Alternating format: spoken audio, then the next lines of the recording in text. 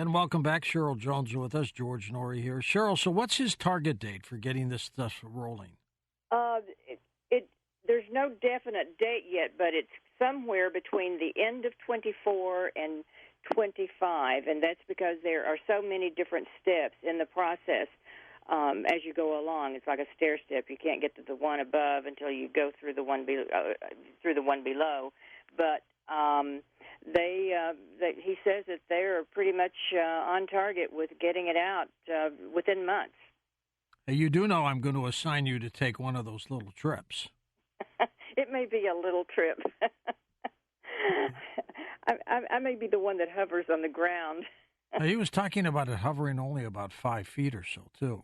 Well, yeah, but hovering. That's just that's yeah. That's that could be takeoff or landing or anywhere where you didn't have anything but complete flat. And I think that what they're hoping in the beginning is that this will be used very, very carefully and in areas where there's not a lot of congestion in the beginning. Now, there are computers aboard and sensors and the cameras and all of the things that advanced technology brings, but still, again, it's another craft in the air, and so it is something that we're not used to, and those of us who are a little more hesitant and don't have the money for it will just be watching from the ground and waiting to see what happens and hoping for the best. But at least they do have a ballistic parachute on board, and it floats. Well, those are smart ideas, but I got to tell you, I'm concerned about the traffic jams. I really am. Yes, but I don't know that they're counting on all that many. Now, there are helicopters, in the air, as we know, and there are agencies. There's NASA that's interested, and other government agencies and law enforcement and that sort of thing with rescue agencies. So we will see how it all unfolds. I don't think that they think it's going to be that many people actually consuming that airspace. So we'll see. It's all new territory. Do you ever see the day where UPS will deliver with this stuff? Well, that's a possibility. And a lot of this is a personal flying car, a two-seater. A two-seater, right. And some of them are cargo craft, and some are air taxis, like in China. China, is coming along, but they have less restrictions as well. So I think it would be interesting to watch and see what happens in all these other countries that are doing the same thing. Well, let's go to the phones. Bud's driving in Texas. Welcome to the program. Hey, Bud, let's get us started. Am I on? Yes, sir. Okay, I don't want to sound like a damp rag, but I like the concept. I'm on my way from Oshkosh. There's a flying car there coming out called the Switchblade. But anyway, this vehicle's like that. There's a good side. I like the concept. They can rescue with it. But just like the Internet, the bad guys can get a hold of this. And that's not good. So some restrictions need to come out because you can go into a yard and pick up a prisoner. Or you could steal stuff with it. So let's see if we can get some right credentials for people that fly these things. And I'll take whatever comments you have off the air. Thank you very much for allowing me to talk. Thank you, Bud. What about the downside of some of this, Cheryl? Well, there is a downside, just as with everything else, and I asked him about that, and he said they had a lot of security, just as all aircraft do, and they've taken all measures to be sure that the aviation is protected from cyber attacks, and they have backup protection. And there is still ongoing efforts with the FAA and NASA and other government agencies involved, in local and higher national levels, to work these things out. So I'm sure there will be more regulations and more things to come. It's just a work in progress.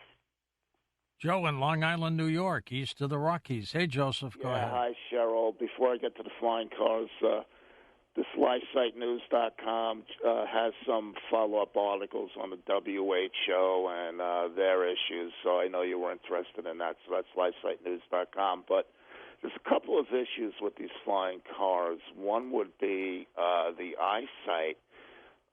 Most people that have, say, an extra couple $100,000, $300,000 tend to be these computer people or a lawyer or something that's doing close-up work and probably doesn't have keen enough eyesight to be able to see from the sky and maneuver in different lighting conditions. And as far as, like, old shows, they had on Hulu the old Speed Racer shows, and that depicted Speed Racer as doing a little flying on over some cliffs, and then you had Evel Knievel. Didn't he try and fly something over a canyon or something like that? So I guess there's some precedence for the idea, and I think like it might be good in a place like Alaska to try it out rather than a metro area to start. I think with. Evel came down in a parachute too, didn't he? That vehicle he was in? Yeah, I think so. Yeah, I think that's what happened. You there, Cheryl? Yeah. Well, that's good. Yeah, and thank you for that information. And yes, we do need to keep up with the WHO now that you mentioned that, because that is something that's happening very fast when nobody's paying attention to it, and that is a pandemic treaty that they're trying to rush through and take our sovereignty and all of our control. And with all of that, that's a whole other topic. But thanks for bringing that up. Yes, people do need to pay close attention to what's happening there. They do have the cameras, and if someone doesn't have the sufficient eyesight to handle that, I don't think they would be a likely customer. Everybody knows their own limitations. What's your take on the UFO hearing that they had Wednesday? Well, that was interesting, wasn't it? What I'd like to know is, all the people who are vetted, in anything across the board. I mean, we face this in every issue and every level of everything that has control over us. Who vets the vetters, and what kind of vetting is there? And that's not to say that anyone, who's supposedly vetted and all above board and all that is not what they say they are, but we have no way of vetting everything that needs to be vetted. Then on the other hand, who's going to be in control of the information? I feel like we're inching more and more toward controlled information classified. You could see the frustration with Congressman Tim Burchett and Matt Gaetz and others on the Oversight Committee, where they've just been beating their heads against the wall. So I'm just wondering where it's leading to, and I wonder why there's not been more effort from the very beginning, which I believe the first task force hearing was in June of 2021. I'm wondering why there hasn't been more effort to go back in history and study and analyze all of the information that has been brought forth over the past 7+ decades. It's probably been done clandestinely. Right. So, and then again, it's just like has been like the point that's been brought up by those in charge of the committee. Where's the money coming from? We know it's coming from taxpayers to study all of this, and they say they've been studying it for so long now. And what is it being spent on? And if it's called a classified area or national security, there you go. There's no way to confirm or no accountability. So it's a frustrating situation. And there's, we are just told what someone has seen or what has been confirmed by somebody else, but we have no way of knowing, and we're not. We're the taxpayers paying for everything. What would your friend Edgar Mitchell have been saying right now? Oh, I think he would be very excited, and the fact that you mentioned him, and that's just what I'm talking about. People of that era, they seem to wait until people die before they want to open any files. But he would be glad that there's some progress, and yes, there is progress. It's just. Would he be testifying? He might. Well, I mean, he would be a good witness because, of his experience and his involvement and his research. Let's go to Chris in Alabama. Welcome to the show. Hey, Chris, go ahead. Thank you so much. Sure. For taking my call. I guess I don't mean to sidetrack or anything like that, but you have been on this show before, and you talked about how TBIs or traumatic brain injuries, can have a everlasting effect, on an individual. I was just curious to how that would apply, if it does at all. I have no idea. To but what? The thing is, if it can apply. Apply to what? To what we're talking about now. I don't follow your question. Do you, Cheryl? I didn't understand what I didn't understand what he said. Traumatic brain injuries, but I don't think he was tying it into the flights. I'm not quite sure either. But they're not going to let people fly who are handicapped. No, this is not for everybody. It's like a driver's license. There would be very few people, in the overall scheme of things, who would be, potential clients, because this is not something that would be appropriate for everybody. And I think, first of all, you have to be able to afford it. But the price apparently is much lower than it was thought that it would have been some time ago. Initially, the word was that when these things came out, they'd be about $2 million. That's out of the range of just about everyone. But now, 250 to 300,000. It's out of the range of most of us who. A lot of people wouldn't even be interested, wouldn't be prospective clients. Michael in Kansas, you're up, Michael. Thank you for calling. Hi, George. Thanks. Thank you, Michael. Cheryl, yes, Trump was right, first of all. And the late, great God Emperor of Dune, a.k.a. Rush Limbaugh, taught us that automobiles are freedom machines. And anyone with eyes can see that climate change is a lie and it's being used to eliminate our freedom machines. But my point I want to make to you guys is that few people ever talk about this, but making things electric does not make a product better for the environment. Electricity has to be generated somehow. And have you seen the minds of children in Africa that it takes to make, the batteries and stuff? I just wondered what you guys thought about people equating electric with environmentally. Well, I've long been saying that I think we're going through an Earth cycle. So our previous guest, of course, believes in man-made climate change. I think we're going through an Earth cycle. Cheryl, I don't know if you take a position with that. Well, we're all guessing at everything because we really don't know the real truth and on all of these things that are going on around us. We just have to kind of go by what we know and what we can gather and what we can learn about it. But yeah, it seems like everything goes in cycles. Electric has its downside too. They will be using the lithium batteries. So we shall see what happens. Let's go to Michael in Tennessee. Happens to be a first-time caller for us. Hello, Michael. Hello. Thank you for having me, man. My pleasure, my friend. Go ahead. Yes, sir. I have two types of questions about the Doron H1.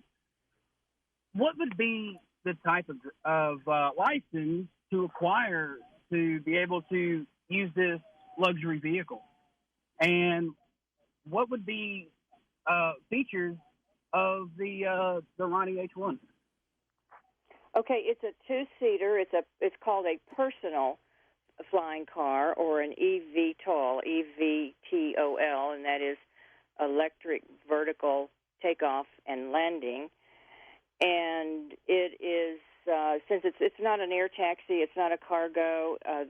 The way that it can handle is 500 pounds, and the range is about 60 to 100 miles, and it can go up to about an hour in flight, and then you can park it in a two-car garage. As far as the license, that's really amazing. It's you have to have a driver's license, and you need 20 hours of specific training, and of that 20 hours, 5 hours is solo, and that's on their facility. Now, there are other startup companies around, startup flying car companies, and, you know, they all have their different requirements, but all of this is actually coming under the FAA, under the Light Sport Pilot Certificate. So you just have to go through those steps in that training and pass everything, and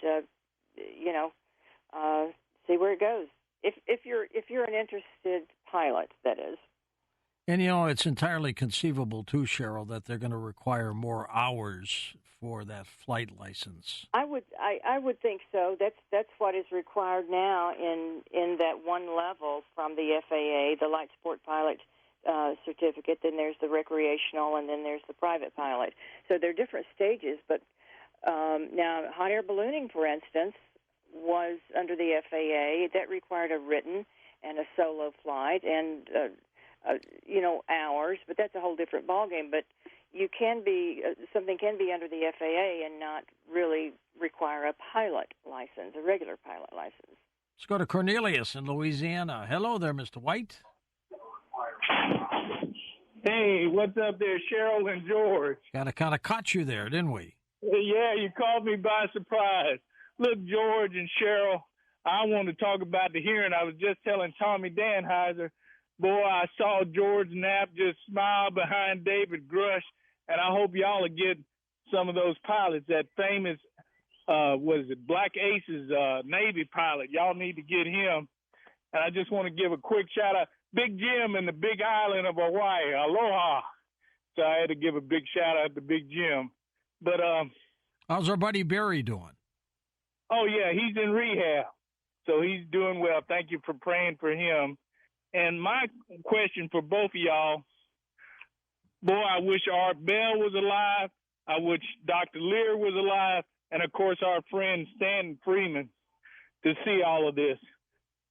Well, George Knapp, I was on his program the other week, and he said one man's alien is another man's angel. So I believe that they're angels and stuff.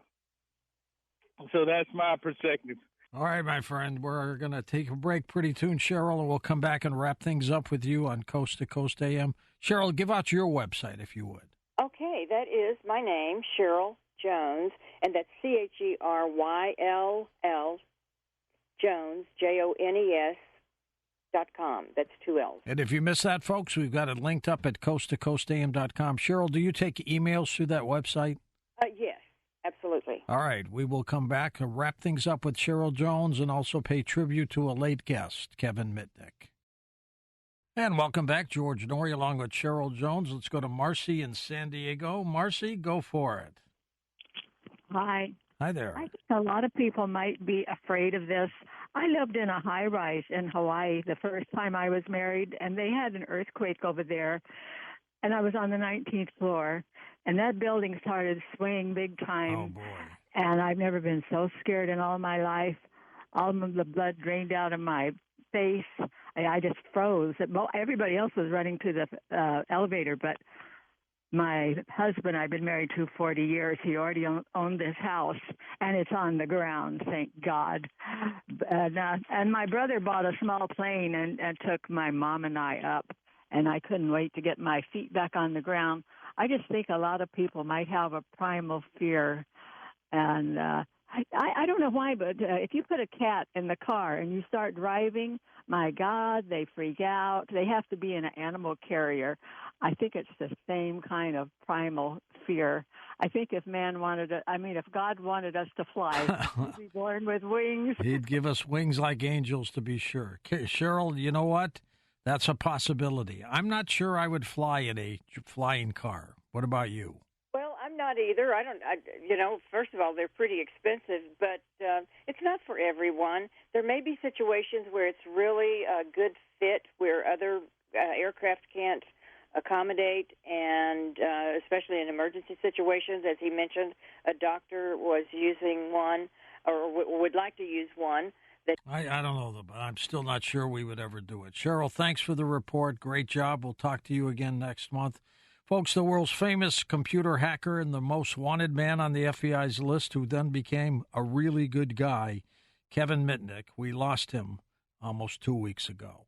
Kevin, does Bitcoin, can somebody hack into that, Bitcoin, and steal coins? Not through ransoming companies, but literally straight into the Bitcoin system. Well, there's been exchanges that have been compromised where people lost their Bitcoin. And also, when I've been doing penetration testing work, because my company does ethical hacking work where companies hire us to test their security. Yes. By being the adversary, the simulated adversary. And we find that, we found a number of employees at companies actually keep the credentials to access their Bitcoin wallet stored in the Chrome browser, and which is crazy. And in one case, I found a document on an employee's computer that had their Bitcoin recovery key, which is 24 words. So if you lose your password and you need to get access to your Bitcoin, the recovery key is there. So people, unfortunately, have been a little bit sloppy when it comes to managing the credentials to access their wallets. So we see it all the time where people get hacked, unfortunately. And one of the reasons people get hacked is they're not using 2FA, or what we call multi-factor authentication. So usually on many services today, as you know, George, can enable 2FA. So when you log in, not only do you need your login and password, you need to have a code. That's right. Code could be text to you on your phone, or it could be an app on your phone. What's interesting, and this is this gives you fantastic insight into people's behavior, George, is Twitter came out with a report. And the report was between July 2020 and December 2020. So for a five-month period, they analyzed all the Twitter accounts. And of course, there's a significant number of Twitter users, and only 2.3%, again, 2.3% enabled 2FA. That's it. A very, very small percentage. Yep. So it gives you a little bit of insight. Unfortunately, people, tend to be lazy, and when you're lazy, you can get caught with your pants down. So it's really important to protect yourself. I read a story today that Jack Dorsey from Twitter is going to be sued for billions over some investor situation. I haven't read that story, so I wouldn't know how to comment, unfortunately. Alleging that he misled them, so we'll see what happens there. Yeah, but when you have money, when you're a billionaire, if you're an Elon Musk, if you're Jack Dorsey, people sue you because they hope that you'll just settle out of court and pay them a fee. And apparently they're going to settle for $800 million. Apparently. Okay. That's a lot of money. That's a little bit more than John McAfee had. Yeah, it sure is. Let's take some calls here for you, Kev. Let's go to Jacques in Tacoma, Washington. Welcome to the program. Hey, Jacques, thanks for calling. Hey there, gentlemen. How are you tonight? Great, thanks. I didn't actually even expect to get on, so I'm a little stunned. Please forgive me. You did it. You made it. Yeah, hey, nice. Kevin, it's good to speak to you. It's been an interesting climate lately. The one thing that I wanted to actually ask you about, I come from that crawling climate of MSPs. I got out of it a while ago, but a friend of mine still works in the MSP arena, and he's working network security for government work in San Diego. And there are a lot of new regulations the government just put in place. So, man, it's phone books full. But the question I had for you is, do you have any advice for the MSPs right now? Because the solar winds thing, oh my God, that's a little terrifying. I mean, we've got these other IT service providers out there, and then the last breach as well. We've got these IT service providers out there boasting their network security skills and saying, hey, we're going to take on a client. They take on these Fortune 500 and 100 clients, and then they get breached. oh, choke. And that just happened. A target. Man, we know what happened. I'm not going to talk about it, but we know what happened. By the way, are you the guy tweeting to me on Twitter right now? Because it's the same name. Anyway, MSPs are a target-rich environment. So as you said, you know about the solar winds attack. I believe if you remember Cassia, Cassia, I believe it was an RMM tool for remote management, and that was, I believe, compromised through another type of supply chain attack. And the bad actors in this case were able to access all the, well, at least I think about 1,500, 2,000 customers. It's hard to remember without rereading the press release. So yeah, if you're in an MSP environment, it's really important to have a good security program and good processes in place, security testing, of course, and really closing up those security gaps, because you're definitely going to be a target. Kevin, when that phrase bad actors is used, and I've heard it so many times, exactly what does that mean? That means a person that is trying to cause you as a consumer or a business harm, an attacker, a criminal, a cyber criminal. So it's just another term. You read about these terms when you're reading FCC documents. Yeah. It's really the same thing. A bad actor, bad person, evil person, criminal. It's pretty similar. He may be an evil person, but a good actor, right? Could be. Yeah. That's a possibility. But, yeah, it just means a bad guy. That's the best way to think about it. Let's go to Carl in Boston, Mass. Hey, Carl, thanks for calling. Hi, George. Thanks for taking my call. Sure thing. And, how you doing? Anyway, I had a question. I was just wondering how, seriously advanced these computers are, these quantum computers, because my math that I did is 98,304 exchanges per nanosecond. The first number I got was 49,000, 152, and but I realized they do in and out, and I think it's per nanosecond that exchanges can happen. And then my next question is, how many quantum computers are accessible to the public? And I know for a chiropractor processor, it's like 28K, and for a brand new one, it's 38K. So what is the danger in this accessibility? Thank you. Well, first of all, I haven't did a deep dive into quantum technology, but I was unfamiliar that it's available really in the commercial realm. Where I think about using quantum computing technology is really for cracking crypto, because it gives us an opportunity to quickly to derive a key to obviously get access to the plain text, to the key material, to get the material that's protected with encryption. But unfortunately, I'm not familiar with the commercial versions of quantum computing. I didn't even know it existed. Okay, thanks, Carl. Appreciate you being part of the program. Kevin, since you've been working for companies, have you been able to hack into every one that they've hired you to hack into? Yeah, pretty much since 2004, started a company, Mitnick Security Consulting, and with our team of engineers since 2004, in every security assessment that we've been hired to do, that we're allowed to use social engineering in scope of the assessment. What that means is where we could use phishing attacks like we described earlier, or we could do pretext phone calls. And what is a pretext phone call? That's where you call somebody up over the telephone, and you pretend to be somebody you're not, and you get them to reveal information or to do something.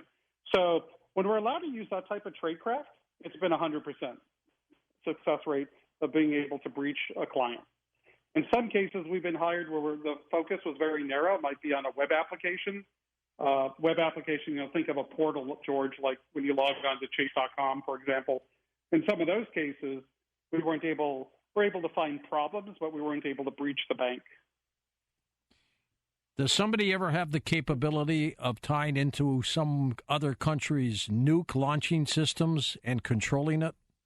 Can they do that? I haven't heard of it. Well, I've been accused of it, George, when I was arrested back in the 90s. Oh, yeah. I was accused of it, and actually I don't know if you remember, but a federal prosecutor at a bail hearing when I was arrested told the federal judge that not only did they have to hold me in custody as a national security risk, but they had to make sure I couldn't get access to a telephone, because if I got access to a telephone, then I could call up the modems at NORAD, Northern Air Defense, and he actually said I could whistle into the phone and communicate with the modems and actually launch a nuclear weapon. And I started laughing in federal court because I never heard of something so stupid in my life. And my attorney got really upset with me because you're never supposed to laugh when you're a defendant in federal court. But the judge, unbelievably, bought the story. And I was actually held in solitary confinement Oh, my for a year God. in a federal detention. Yeah, in a federal detention center, based on the threat that I could launch a nuclear ICBM. Do I think it's really possible? Not remotely. I mean, unfortunately, I don't have much visibility into the technology that the president carries and that sort of thing. But I highly doubt that a foreign adversary would be able to launch a nuclear strike through hacking tradecraft. I don't think. Well, let me word it a different way. I hope it's not possible. I don't think it's possible, but I hope it's not possible. John in Kentucky, take it away, John. Hey, George, how are you? Great, John. Thank you. Yeah, hear your voice, and I hope you have a good weekend coming up. I hear it's going to be fantastic. It's sold out, I think. Yeah. Kevin, it's an honor to speak to you, and I'm a little peed off. I'm 50-some years old. I've been an online gamer forever, and I was wondering how serious is the government taking these people that codes the online cheats, the streaming loaders that they sell, that they rent out or sub. It's getting on PC gaming, it's been around since early millennium, pretty heavy. And I was just wondering, if you get a 64-player server and you have, which is a gaming server, and everybody goes out and buys a 60 per se, $100 game, isn't that a criminal offense for that person making those online codes? Like if you go steal in some states $500, that's considered a felony. So how is that not considered a felony? Well, unfortunately, I'm not an attorney, so I wouldn't know how to answer that question. But I haven't heard of any prosecution for any attacker, let's say, in the gaming field where they're doing cheat sheets to cheat a game. I haven't read about that. And usually I keep my ear close to the ground on computer crime type cases. So unfortunately, I wouldn't know how to answer your question because I'm not familiar with the laws on this particular subject. Kevin, since you've been doing this, of course, and it's been a number of years now, what has been for you personally the most satisfying aspect of what you do? Helping my clients, helping the world, helping businesses, protect their assets from again the bad actors out there. So I really take personal satisfaction. And I kind of wear two hats, George. I run a company, like I mentioned before, that does security testing. So that's where we get to wear the offensive hat. And in the security community, it's called like a red hat. It's like you're a red teamer because you're doing offensive work. And then on the other side of the coin, I'm part of a company that was founded, about 10 years ago called KnowBe4, KNOWBE4. And this is where we help companies defend against exactly the same type of attack you mentioned earlier, phishing. And this is where we focus on helping businesses mitigate social engineering attacks through security awareness training and simulated phishing. So what we actually do is we have a platform that companies could, access where they could do phishing attacks on their own employees. And rather than getting, ransomware or having their passwords stolen and that sort of thing, if they end up falling for the phish, well, they have to watch a training video. And most likely that training video is going to be me training them. I love it. You made a mistake. That wasn't real, and trying to hold that person's hand to try to help educate them as to what the real threats out there. Because people, they're trying to do their, they're basically focused on doing, carrying out their job responsibilities on a day-to-day basis. they're not thinking about being victimized by an attacker. So this is not something people are used to, seeing. So what we try to do is educate people and raise their awareness. So when a real attacker comes and sends a phishing attack, hopefully the person is going to step back and think smarter before complying.